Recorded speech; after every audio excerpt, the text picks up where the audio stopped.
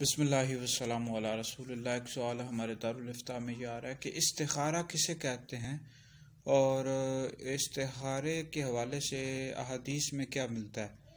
तो इस्तिखारा कहते हैं जी किसी जायज़ काम के हवाले से कि ये मेरे हक़ में बेहतर है या नहीं बेहतर, तो गैब से तायीद हासिल हो जाए, मदद हासिल हो जाए, तो इसके लिए 2 रकत नमाज अदा करने को इस्तिखारा कहते हैं।